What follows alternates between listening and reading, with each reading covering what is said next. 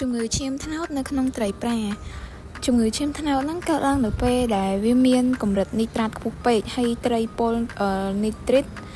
តែងតែផ្អើលស្រកីពណ៌មិនក្រហមស្រស់ខ្លួនខាងក្រៅស្អាតធម្មតារីឯគ្រឿងក្នុងថ្លើមស្លេកប្រមាត់ខ្មៅជាំហើយមានវិធីព្យាបាលនឹង